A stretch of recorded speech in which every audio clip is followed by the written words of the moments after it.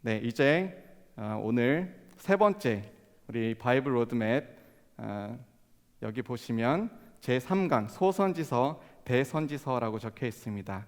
오늘 그 세 번째 바이블 로드맵 시리즈 시작하도록 하겠습니다. 할렐루야. 아멘. 아멘. 오늘 이렇게 귀한 우리 퀸즈 한인교회 금요특강 바이블 로드맵 지도가 매기다 세 번째 강의를 허락하신 하나님께 감사의 말씀 올려드립니다. 이 강의 시리즈를 기획해 주신 우리 김바나바 담임 목사님, 또 앞서서 족장시대와 출애굽, 정복시대를 알기 쉽게 귀에 쏙쏙 들어오도록 설명해 주신 우리 이한성 목사님, 송비전 목사님께 또 감사의 말씀 드립니다. 오늘은 구약 성경의 후반부인 대선지서 그리고 소선지서 17권을 통해서 우리에게 주신 하나님의 놀라우신 계획과 신실함에 대해서 배우고자 합니다. 먼저 성경은 몇 권이죠? 66권입니다. 구약 39권, 신약 27권. 그렇다면 성경을 관통하는 메시지는 과연 무엇일까요? 네, 바로 메시아, 또 메시아를 통한 구원입니다. 구약은 끊임없이 메시아가 오신다라고 우리에게 외치고 있습니다. 그리고 신약은 메시아가 우리에게 약속대로 오셨다라고 가르쳐주고 있습니다. 그리고 우리는 오늘 이미 오신 2000년 전에 이 땅에 오신 메시아를 믿고 다시 오실 메시아를 바라면서 소망하면서 살아가고 있습니다. 그렇다면 퀴즈입니다. 대선지서와 소선지서의 공통 메시지는 무엇일까요? 네, 잠시 후에 정답을 공개하겠습니다. 지난주 우리는 무엇을 배웠습니까? 함께 하시는 하나님에 대해서 배웠습니다. 출애굽, 또 가나안 정복, 그리고 사사 시대를 관통하면서 늘 함께 하시는 하나님을 우리는 배웠습니다. 광야에서 가나안에서 가나안 정복이 여호수아를 필두로 이루어졌습니다. 하나님의 명령대로 12지파에게 이제 땅을 배분하였습니다. 이 지도 기억하시죠? 12지파가 땅을 나누어 가졌습니다. 혹시 집을 처음 장만했을 때 그 날을 기억하십니까? 집을 장만하면 여기 멋진 집, 와 멋진 차, 부럽기도 합니다. 처음 집을 장만하면 어떤 기분이 드시죠? 편안합니다. 뭔가 마음에 안정이 됩니다. 이제 둥지를 트고 이곳에 정착할 수 있는 그런 마음이 듭니다. 만약 직업도 빵빵하고 지금 하고 있는 사업도 잘 되고 또 집도 사고 차도 사고 거기다 그 모든 것들이 빚이 없이 이루어낸 것이라면 정말 완전 너무 좋습니다. 그렇죠? 지금 이스라엘 백성이 정말 딱 그런 상태였습니다. 사실 이 모세와 출애굽 1세대, 애굽에서 나온 그 1세대는 10개의 재앙을 두 눈으로 보았습니다. 하나님의 역사하심을 경험했습니다. 40년 광야 생활 동안에는 홍해가 갈라지는 그런 기적도 보았고요. 또 만나와 메추라기를 매일매일 먹을 수 있는 그런 기적, 또 밤낮 하나님께서 구름 기둥과 불 기둥으로 함께 하신 기적, 수많은 그런 기적을 경험했습니다. 그런데 가나안에 입성한 2세대 여호수아와 갈렙을 제외한 이들은 광야 혹은 이 가나안 입성 후에 태어난 2세대였습니다. 전쟁에서의 승리 후에 또 승리를 보고 경험한 세대입니다. 땅도 있고 집도 있고 정착해서 젖과 꿀이 흐르는 삶을 매일매일 경험합니다. 별로 어려운 것을 경험해 보지 못했습니다. 고생할 것도 별로 없었습니다. 결국 이 평안한 시간을 주면 하나님을 떠나고 또 가나안 지역의 우상인 바알과 아세라, 또 몰렉 등과 같은 우상을 섬깁니다. 정말 음란하게 섬겼다고 기록합니다. 몸과 영혼을 다 팔아버렸습니다. 그러면 하나님께서 블레셋과 같은 이 이방 나라를 들으셔서 보내셔서 고통의 시간을 줍니다. 매를 드신 거죠. 그러면 회개합니다. 회개하면서 주님 저 잘못했습니다. 용서해 주십시오. 한 번만 봐주십시오. 그렇게 외칩니다. 그러면 하나님 또 마음 이렇게 약해지셔서 구해 주십니다. 사사들을 세우셔서 이따와 기드온과 삼손 같은 그런 사사들을 통해서 이스라엘에 구원을 베풀어 주십니다. 여기까지가 여호수아와 사사기까지의 내용입니다. 우리 인생과 참 비슷하지 않습니까? 우리가 하나님과 함께 할 때는 뭔가 평안하고 늘 감사하고 좀 힘든 일이 있어도 그저 주님만 생각하면, 지금처럼 어려운 팬데믹이 있어도 그저 주님만 생각하면 감사하고 감격합니다. 그렇게 좋을 수가 없습니다. 그런데 우리가 죄에 빠지고 죄의 문제가 우리의 삶을 짓누르고 내 교만과 아집과 내 생각이 너무나 커져서 하나님의 길로부터 벗어나면, 이탈하면, 내 길로 가보자고 할 때면 뭔가 삶이 잘 풀리지 않죠. 그리고 불안하죠. 하나님 눈치도 보이고, 또 그럴 때 우리 삶에 어려움이 다가옵니다. 감사한 것은 이 말씀이 우리의 삶과 멀리 떨어져 있지 않다라는 것입니다. 하나님의 음성이 우리 가까이에 있습니다. 이스라엘 하나님은 지금 2020년 뉴욕에 살고 있는 저와 여러분들의 살아계신 하나님이십니다. 아멘. 소선지서, 대선지서를 통해서 우리는 오늘 나에게 말씀하시는 하나님의 음성을 듣고 있습니다. 발견하게 될 것입니다. 자, 오늘 강의안을 한번 보시겠습니다. 1번에 소선지서와 대선지서의 공통 메시지, 핵심 메시지는 무엇일까요? 여기에 정답이 있습니다. 여기 정답 잘 보이시나요? 예, 제가 잘 보이게 바꿔드리겠습니다. 모든 역사의 통치자는 하나님이십니다. 하나님과의 바른 관계가 중요합니다. 죄와 불순종에는 심판이 기다리고 있습니다. 하지만 회개하는 자에게는 소망을 주십니다. 구원을 주십니다. 그리고 메시아가 마침내 오셔서 하나님의 나라를 이루십니다. 이것이 소선지서와 대선지서를 관통하는 그러한 공통 메시지입니다. 사실 역사는 돌고 돕니다. 인류 역사 6,000년 동안 비슷한 일이 돌고 돌았습니다. 변하지 않는 사실, 시기와 장소와 문명과 문화가 조금씩 다를 뿐 인간의 본성은 같기에, 저와 여러분들은 죄인이기에 역사는 돌고 도는 것처럼 보입니다. 그리고 감사하게도 하나님도 신실하시고 늘 변함없으시기에 우리는 이 소선지서 그리고 대선지서의 공통 메시지도 나에게 주시는 메시지로 받아들일 수 있습니다. 이제 그러면 선지자들이 활동하던 시대를 앞선 시대적 배경을 잠시 살펴보도록 하겠습니다. 사사기의 마지막 사사기에 나오는 마지막 사사 삼손이 죽었습니다. 그리고 이런 일이 일어났습니다. 사사기 21장 25절에서 그때에 이스라엘의 왕이 없으므로 사람이 각기 자기의 소견에 옳은 대로 행하였더라. 자기 마음대로 살았다라는 것입니다. 왕이 없었나요? 정말 없었나요? 왕이 계셨죠. 하나님께서 왕이신데 사사기 시대의 이스라엘 백성들은 하나님을 왕으로 생각하지 않는 큰 실수를 범하고 맙니다. 그래서 이웃 나라처럼 이스라엘도, 우리나라도 왕을 달라, 왕을 세워달라 이렇게 조르게 됩니다. 이스라엘 장로들이 와서는 이스라엘의 마지막 사사 사무엘에게 이렇게 요구합니다. 보소서, 당신은 늙고 당신의 아들들은 당신의 행위를 따르지 아니하니 모든 나라와 같이 우리에게 왕을 세워 우리를 다스리게 하소서. 저 사람처럼 저 나라처럼, 그게 하나님과 상관없어도 우리 눈에 보이게 좋으면, 내 생각에 좋으면 그것을 하나님 허락해 주십시오. 이렇게 조른 것이죠. 사무엘이 기뻐하지 않았습니다. 그런데 하나님은 그 요구를 들어주셨습니다. 그래, 한번 해보자, 한번 봐봐 어떤 일이 일어나나. 하지만 그 결과는 잘 아시듯 칼과 피로 물든 역사가 시작이 됩니다. 내 생각이 하나님 생각을 앞서게 되면 그 결과에 대한 책임은 어마어마한 것입니다. 내가 지게 되는 것입니다. 초대왕 사울이 세워졌습니다. 그런데 사울은 교만과 불순종으로 실패한 왕이 되었습니다. 그리고 하나님의 마음에 합한 자 다윗이 이스라엘의 2대 왕으로 세워졌습니다.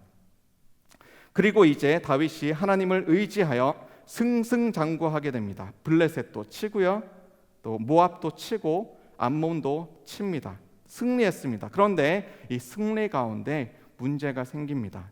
다윗은 왕이요 강한 군사인데 예루살렘에 그대로 머물러 있습니다. 조금 이겼다 싶으니까, 이제 평안하다 싶으니까 그 자리에 머물러 버렸습니다. 그리고 자신의 충복들이 신하들이 열심히 전쟁하는 중에 다윗은 홀로 한가로이 궁을 거닐다가 밧세바를 범하게 됩니다. 우리아는 전쟁터에서 죽고 다윗은 간음과 도적질과 살인죄를 범한 중범죄인이 되고 맙니다. 그 사이에 태어난 아이는 일주일 만에 죽게 되죠. 그리고 이후에 솔로몬이 태어납니다. 다윗의 아들 솔로몬은 지혜로웠지만 세상의 방법대로 살았습니다. 처음에는 너무너무 하나님을 잘 섬겼어요. 하지만 처첩 1000명을 두면서 그 처첩이 그 왕비들이 또 그 사람들이 가져온 그 나라에 그러한 우상들을 섬기게 됩니다. 그리고 많은 무기도 또 많은 병거도 하나님의 말씀대로 하지 않고 그렇게 자신의 뜻대로 세워서 자신의 나라를 공고히 하려고 했습니다. 이방 여인들을 따라서 이방 나라의 우상을 숭배하였습니다. 그리고 이 모든 것들을 겪고 나서 그 마지막의 고백은 무엇이었죠? 헛되고 헛되니 모든 것이 헛되도다. 그래도 다행히 인생의 말미에 이 솔로몬은 하나님 앞에 그 자신의 깨달음을 고백합니다. 이래 결국을 다 들었으니 하나님을 경외하고 그의 명령들을 지킬지어다. 이것이 모든 사람의 본분이니라. 아멘. 솔로몬이 죽고 이제 북이스라엘과 남유다로 갈라지게 됩니다. 역대기서와 열왕기서가 북이스라엘과 남유다의 분열 왕국 시대를 다루고 있습니다. 남과 북을 합쳐서 총 한 40여 명의 왕이 등장합니다. 솔로몬 사후에 북이스라엘은 여로보암을 중심으로 반란을 일으키며 유다와 베냐민 지파를 제외한 10개 지파가 합해서 북이스라엘을 이룹니다. 그리고 남유다는 솔로몬의 아들인 르호보암을 왕으로 유다와 그리고 베냐민 족속 두 지파를 합쳐서 남유다를 이룹니다. 여기서 잠깐 주요 인물들의 시기를 한번 보시겠습니다. 강의한 2번을 보십시오. 첫 번째, BC 주전 4000년보다 좀 더 앞선 시대에 하나님께서 아담을 지으셨습니다. 그리고 주전 2000년경에 아브라함이 살았습니다. 족장 시대의 시작이었죠. 모세는 주전 1500년경 이렇게 큼직큼직하게 한번 머릿속에 지금 한번 이렇게 타임라인을 세워보십시오. 다윗이 주전 1000년경, 그리고 포로 이전과 에스라 시대가 각각 주전 750, 500년경입니다. 학자마다 다소 다른 의견이 있지만 예수님의 탄생을 주전 한 4년 정도로 보는 견해가 많이 있습니다. 그리고 주후 한 100년 정도의 93년으로 한 100년 사이 정도의 요한계시록이 기록되었습니다. 자, 이제 큰 그림이 그려지시나요? 이 숫자들을 한번 머릿속에 싹 새겨 보십시오. 그러면 성경이 파노라마처럼 이렇게 큰 그림이 그려질 것입니다. 자, 다시 이제 북이스라엘과 남유다로 돌아가겠습니다. 다윗이 기원전 1000년경에 살았고 분열 왕국 시대는 기원전 한 930년경에 시작합니다. 유다와 베냐민을 제외한 10개 지파, 유다와 베냐민 제외한 10개 지파가 어디라 그랬죠? 남이었죠? 북이었죠? 북이스라엘입니다. 그죠? 북쪽에 이스라엘 왕조를 만들어서 20명의 왕들이 210년간 다스립니다. 그리고 기원전 한 722년, 중요한 연도입니다. 기억하십시오. 722년에 호세아 왕을 마지막으로 아수르에 멸망을 당합니다. 잠시 지도 보고 가시겠습니다. 세 번째 장 보시면 지도가 나옵니다. 왼쪽 것이 세 번째 장입니다. 한번 써보세요. 이스라엘 크게, 헐몬산, 그 다음에 요단강, 저 밑에 있는 사해, 그 사이에 이스라엘, 그 다음에 밑에 있는 이 사해 왼쪽으로 유다, 그리고 그것을 싸고 있는 여러 나라 암몬, 모압, 에돔, 블레셋의 대략적인 위치입니다. 이것을 좀 확대하면 이제 이 필리스타인, 팔레스타인 그것이 위치한 이스라엘 중심으로 이제 큰 그림을 한번 보겠습니다. 자, 이스라엘 중심으로 유다가 있죠. 왼쪽으로 지중해가 있고, 우리가 자주 이제 들을 아수르가 이스라엘보다 약간 북동쪽으로 위치합니다. 바벨론은 남동쪽, 그리고 페르시안해, 카스피해가 이렇게 있습니다. 아수르의 수도가 니느웨인데 니느웨는 한 요 정도에 있습니다. 네. 이 지도는 앞으로 자주 보시게 될 것입니다. 그래서 지금 큰 제목들, 큰 이름들을 한번 적어 보시고 또 틈틈이 오늘 이 강의 중간중간에 보시겠습니다. 남유다는 19명의 왕들이 통치했습니다. 기원전 930년경에 분열 왕국이 시작되었다 그랬죠. 북이스라엘, 남유다. 이제 유다 지파와 베냐민 지파가 함께 남유다 왕조를 이루어서 345년간 왕조를 유지했습니다. 그런데 언제 누구에게 멸망을 했습니까? 기원전 586년 586. 586 하면 저는 그게 자주 떠오르더라고요. 컴퓨터 286, 386, 486, 586 그때 가졌으면 와 진짜 컴퓨터 너무 좋은 586. 이제 기억 잘 하시겠죠? 누구에게 멸망당했습니까? 바벨론. 586 컴퓨터가 나올 때 바벨론에게 멸망당했다. 남유다가. 그렇게 한번 외워보시겠습니다. 자, 요약해서 북이스라엘은 BC 722년 아수르의 멸망, 남유다는 BC 586의 바벨론의 멸망. 한번 적어보시는 것도 좋을 것 같습니다.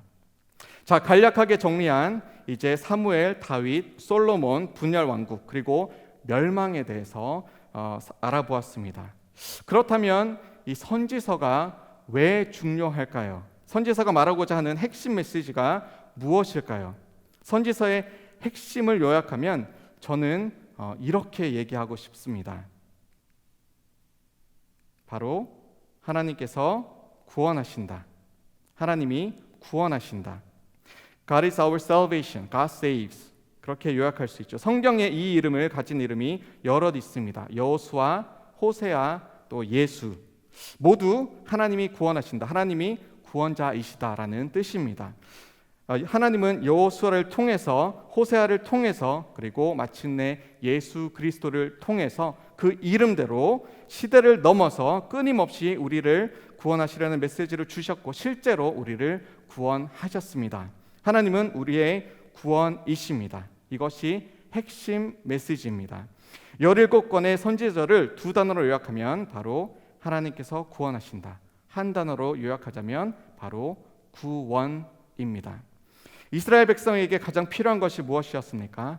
구원이었습니다. 애굽 노예 생활에서의 구원, 가나안 땅 이방 족속의 침략으로부터의 구원, 우상 숭배로부터의 구원, 편안한 가운데 하나님을 찾지 않는 상태로부터의 구원, 감사가 없어진 상태로부터의 구원, 너무나 바빠서 예배드리지 못하고 기도하지 못하고 쉬지 못하고 또 그렇게 바쁘게 살아가는 상황으로부터의 구원, 내 뜻대로 살고자 하는 아집과 독선으로부터의 구원, 인생의 고난길에서 하나님을 찾는 대신에 다른 무언가를 찾는 잃어버린 양의 상태로부터의 구원, 선지자 시대의 이스라엘 백성이 어쩌면 오늘 이 팬데믹 상황에서 뉴욕을 살아가는 저와 여러분들에게 필요한 그러한 메시지가 아닐까 생각을 해봅니다.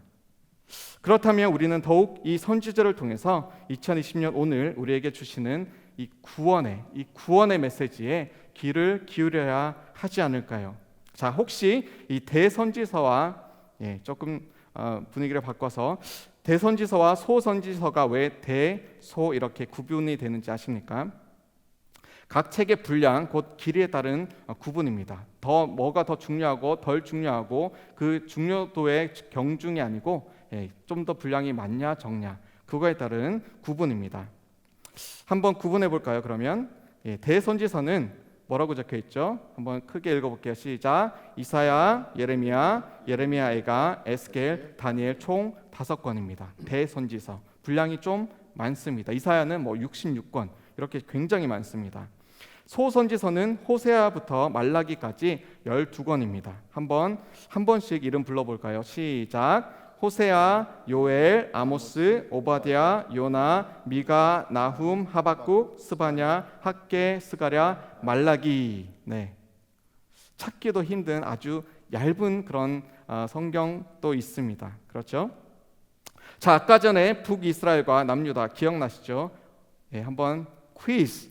언제 북이스라엘이 망했나요? 기억나세요? 722년. 오, 좋습니다.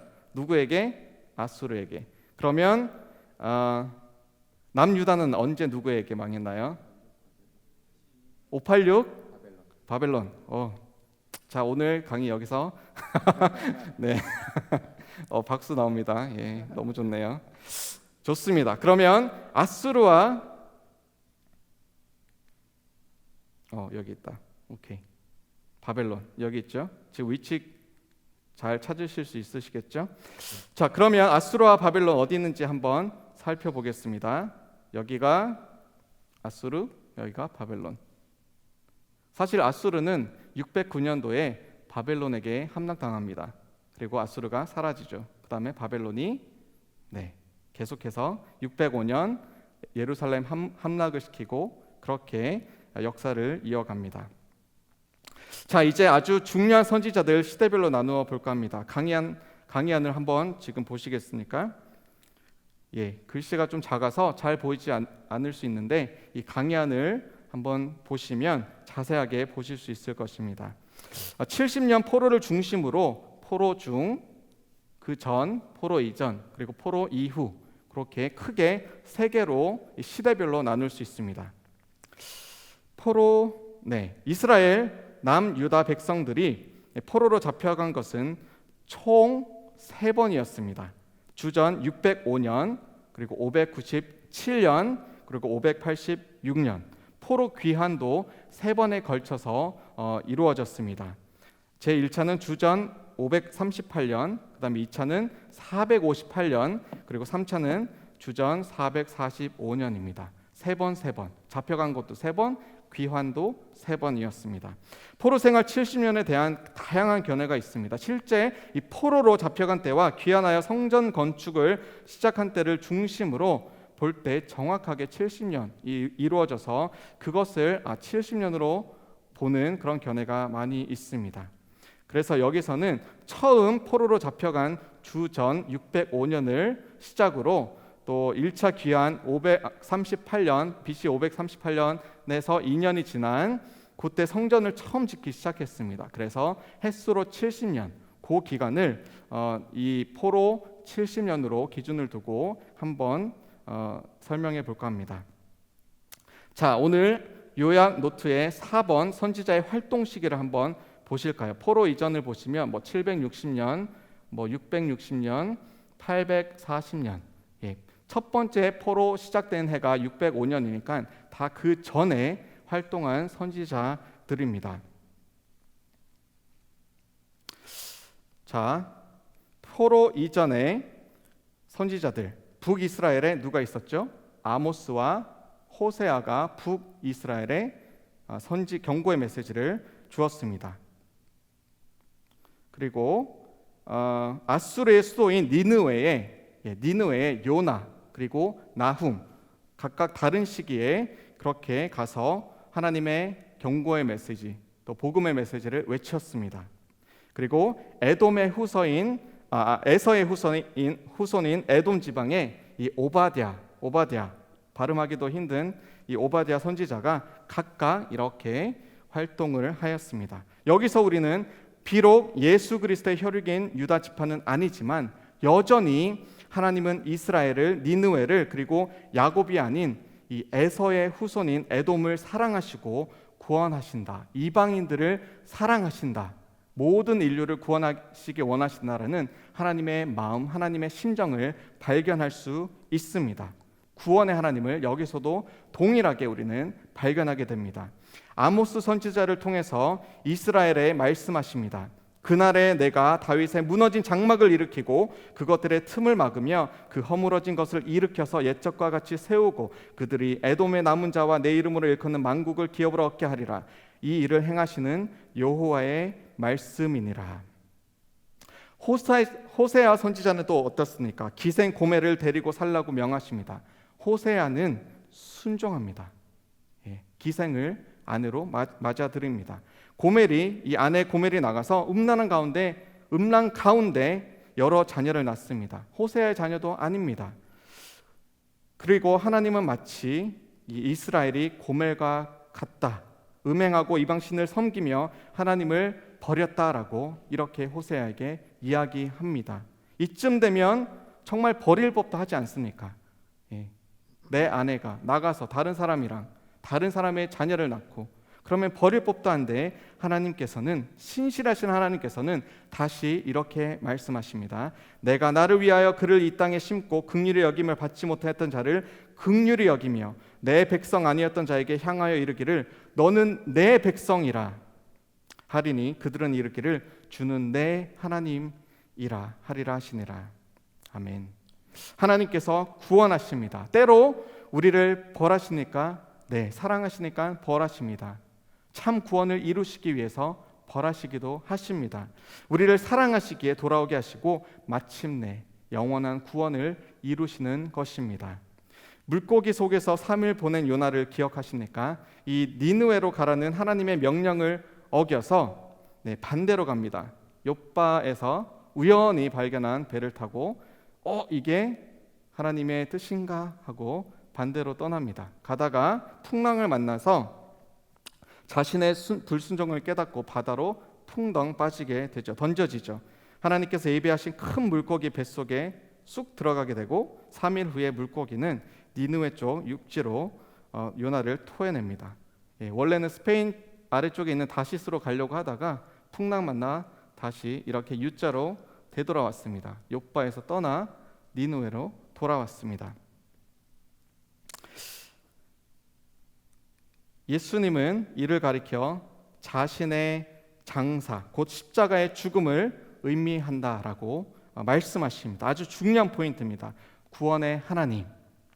또 한 가지, 니느웨는 아수르의 수도입니다. 아수르는 이제 곧 북이스라엘을 침공하고 점령할 그러한 적국입니다. 하나님의 사람들도 아닙니다. 하나님을 믿지 않는 더러운 이방인입니다. 그런데 왜 하나님은 그들을 구원하십니까? 하나님은 이 요나서 4장 11절의 말씀처럼 좌우를 분별하지 못하는 자가 12만 명이요 가축도 많이 있나니 내가 어찌 아끼지 아니하겠느냐라는 말씀으로 유대인이나 헬라인이나 할례자나 무할례자나 동일하게 사랑하시는, 동일하게 구원하기 원하시는 그 전능자 하나님이심을, 신실하신 하나님이심을, 사랑의 하나님이심을 이 요나를 통해서도 증명하고 계시는 것입니다. 물론 100년이 지난 시기에, 이 요나가 활동했던 시기로부터 100년이 지난 시기에 나훔을 통해서 다시 한번 아수르의 멸망을 예언하십니다. 하나님은 반드시 회개의 기회를 주십니다. 잘못하면 너 회개해. 그러면 네, 하나님 회개합니다. 그러면 구원해 주십니다. 용서해 주십니다. 하지만 끝까지 하나님을 거부하고 거절하고 자기 뜻대로 살고자 하는 자들은 하나님은 심판하십니다. 우리가 반드시 기억해야 할 그런 중요한 포인트입니다. 오늘 회개하고, 저와 여러분들이 하나님 앞에 진심으로 회개하고 하나님의 구원을 얻는 저와 여러분 다 되시기를 주님의 이름으로 축원합니다. 포로 이전 시기 유다로 한번 이동해 보시겠습니다. 여전히 포로 이전 시대입니다. 그런데 대상이 이제 유다로 직접적으로 이제 나아갑니다. 유다를 향한 메시지는 시대별로 여러 선지자를 통해서 보시면 835년부터 586년 예루살렘 성전이 함락하던 그 해까지 이렇게 거의 300여 년 동안 그렇게 경고하시고 또 경고하시고 또 경고하십니다. 요엘을 필두로 예루살렘 성이 함락된 586년 하박국에 이르기까지 또 예레미야 애가로 울면서 그 예루살렘 함락을 슬퍼하는 그 해까지 무려 6명의 선지자를 통해서 유다의 포로 생활을 예언합니다.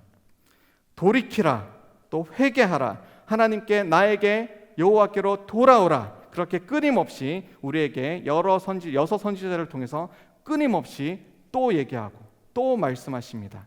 지금도 마찬가지입니다. 하나님께서 우리에게 선지서를 통해서 또 선지자들을 통해서 우리에게 죄를 멀리하고 하나님을 가까이 하라, 그렇게 말씀하고 계십니다. 죄에 대한 심판은 사망이요 하나님을 가까이 하는 자는 구원을 주신다, 그렇게 말씀하십니다. 요엘을 통해서 주신 메시지입니다. 그때에 여호와께서 자기의 땅을 극진히 사랑하시어 그의 백성을 불쌍히 여기실 것이라. 누구든지 여호와의 이름을 부르는 자는 구원을 얻으리니 이는 나 여호와의 말대로 시온산과 예루살렘에서 피할 자가 있을 것이며 남은 자 중에 나 여호와의 부름을 받을 자가 있을 것임이니라. 아멘. 이사야 하면 어떤 것이 떠오릅니까? 무엇이 떠오릅니까? 이사야는 사실 예언의 종합 패키지와도 같습니다. 이 1장부터 66장까지 너무너무 정말 버릴 말씀이 없습니다. 귀한 말씀입니다. 예루살렘의 멸망을 먼저 예언합니다. 3장에서. 그리고 예수님의 성령 잉태와 그 이름이 임마누엘이 될 것이다 라는 것을 예언하십니다. 기묘자라 모사라 전능하신 하나님이라 영존하시는 아버지라 평강의 왕을 우리에게 말씀해 주셨습니다. 우리의 반석이시오 산돌이신 예수 그리스도를 또한 예언하고 있습니다. 우리를 위해서 고난받으신 예수 그리스도를 또한 예언합니다. 53장 4절입니다. 그는 실로 우리의 질고를 지고 우리의 슬픔을 당하였거늘 우리는 생각하기를 그는 징벌을 받아 하나님께 맞으며 고난을 당한다 하였노라. 구원의 예수 그리스도를 우리에게 말씀해 주었습니다. 또한 미가, 스바냐, 예레미야, 하박국 선지자를 통해서도 끊임없이 이 예루살렘의 함락을 경고하고 이스라엘에게 돌아오라, 회개하라, 나에게 가까이 하라, 그렇게 말씀하시지만 그들은 배반합니다. 하지만 마침내 그리스도가 오셔서 우리를 보호하시고 회복하시고 또 우리를 구원하시겠다, 그렇게 일관되게 이 여러 선지자를 통해서도 계속해서 우리에게 구원의 메시지를 주십니다. 그 약속의 말씀을 3세기 300여 년에 걸쳐서 끊임없이 또 그렇게 우리에게 약속의 말씀을 주셨습니다. 이것이 포로 이전에 우리에게 주신 하나님의 말씀입니다.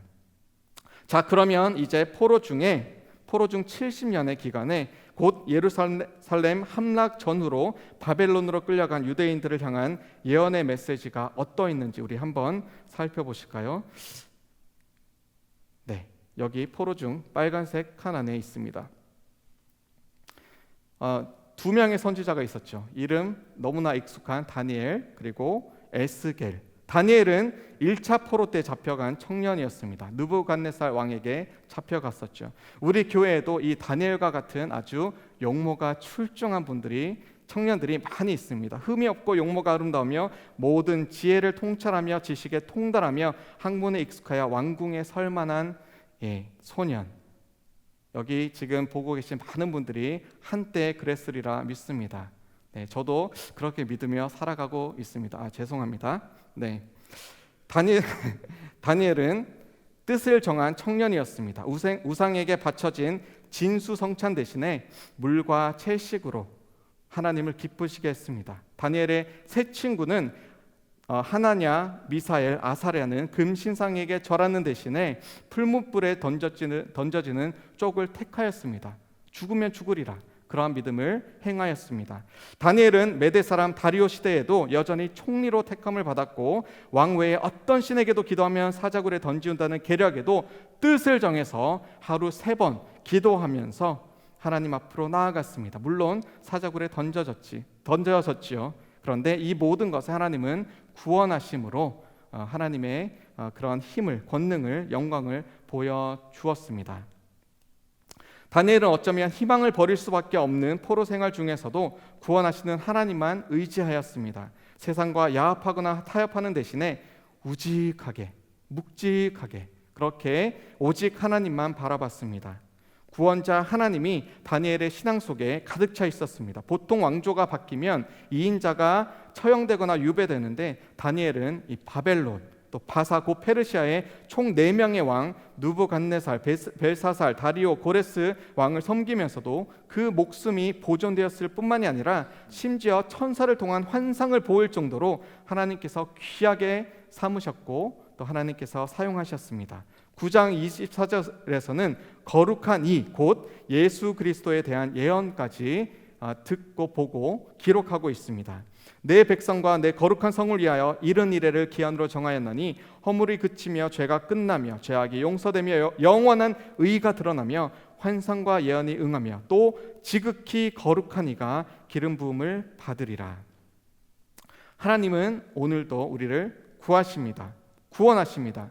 세상과 야합하는 대신에 다니엘과 세 친구처럼 세상 속에 우리가 지금 오늘 이 뉴욕 속에 정말 죄가 많은 흉흉한 이 뉴욕 속에 살면서도 우리가 우직하게 하나님의 방법대로 세상과 구분되어 하나님의 생각을 이 뉴욕 땅 가운데 열방 속에 나타내시는, 그래서 세상을 변화시켜 나가는 저와 여러분들이 다 되시기를 주님의 이름으로 축원합니다.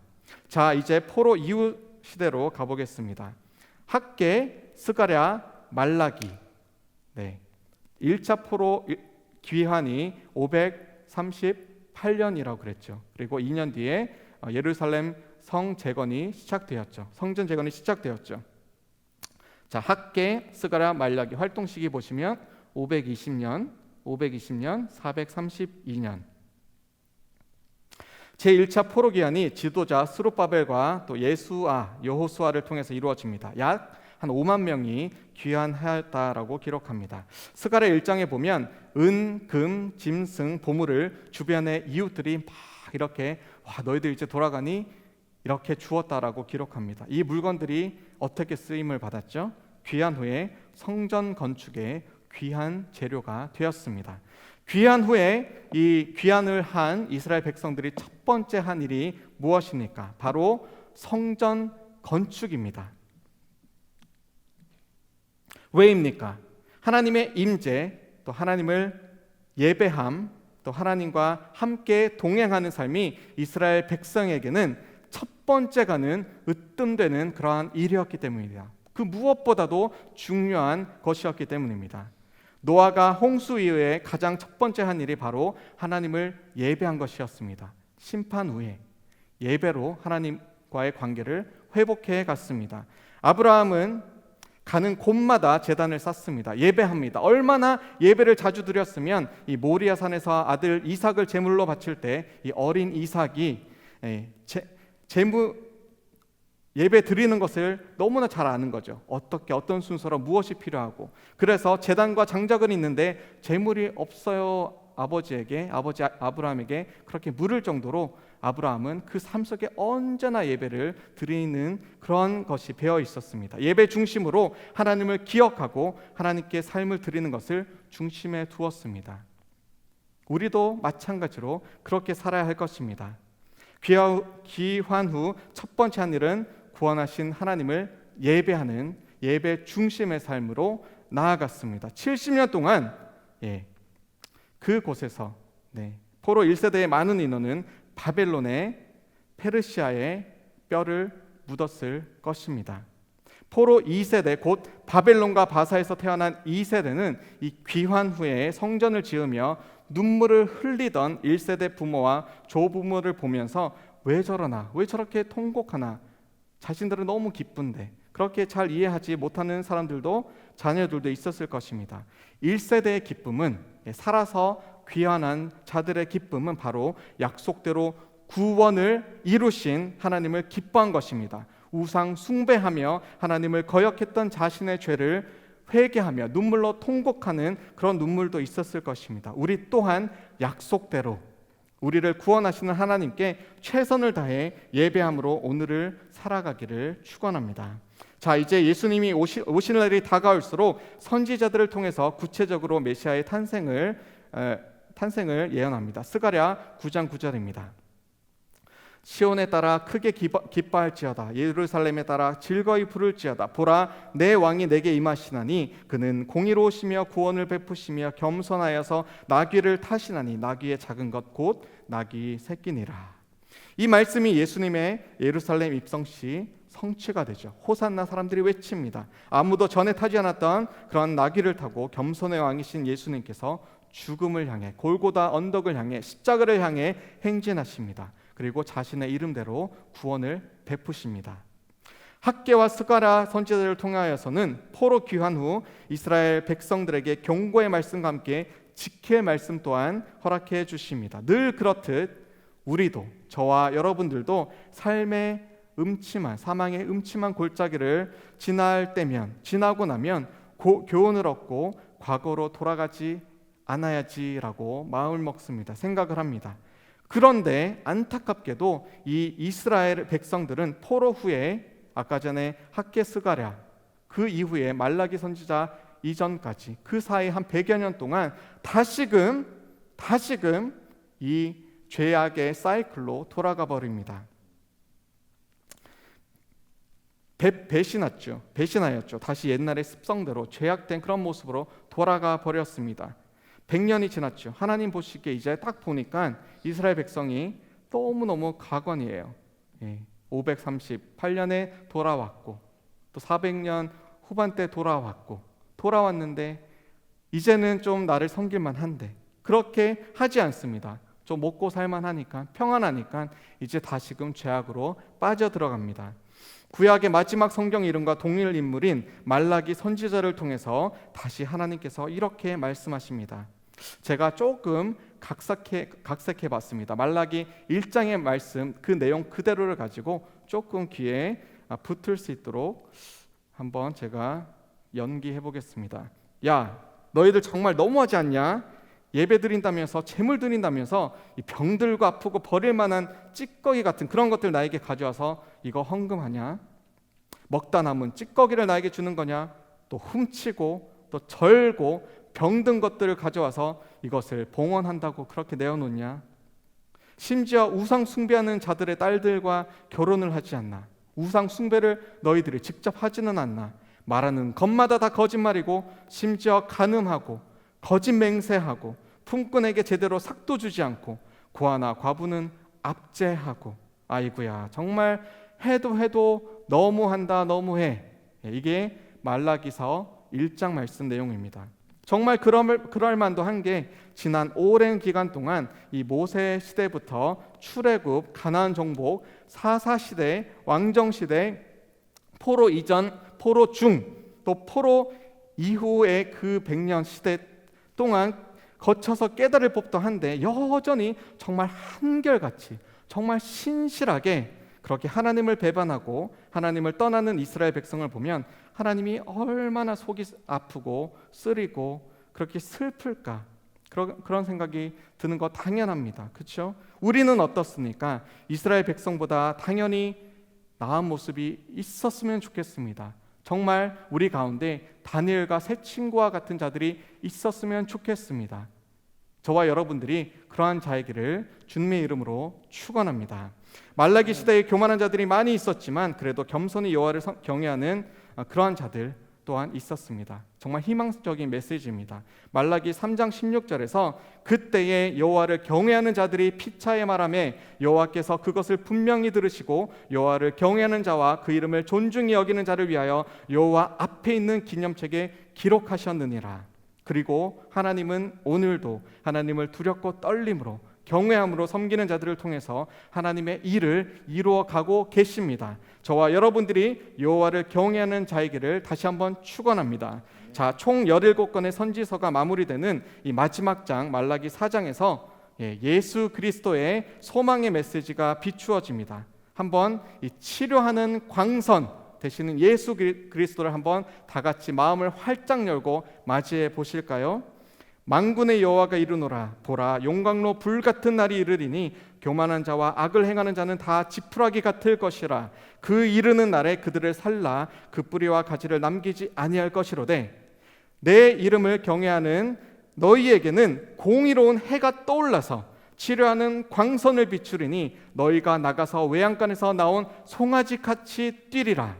아멘. 하나님은 심판과 구원을 약속하셨고 그 말씀대로 이루셨습니다.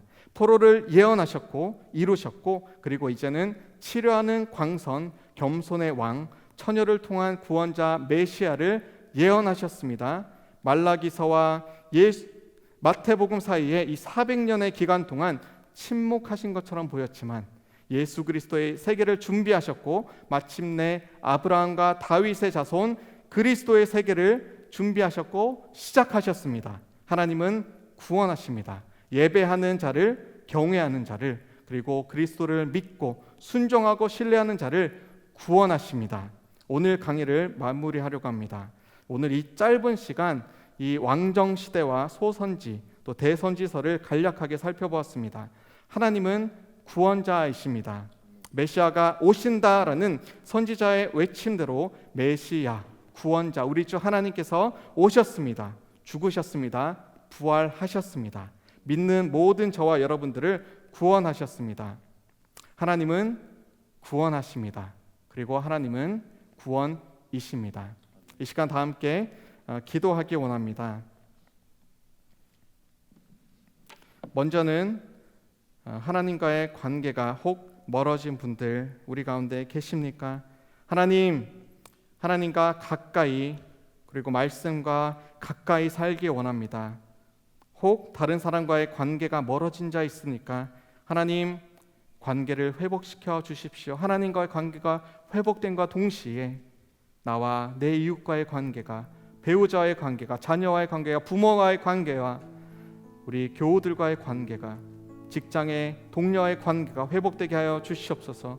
내가 먼저 용서를 구해야 한다면 주님 겸손하게 나를 변화시켜 주십시오. 관계가 회복되게 하여 주십시오. 이 시간 함께 주님의 이름 부르며 기도하시겠습니다.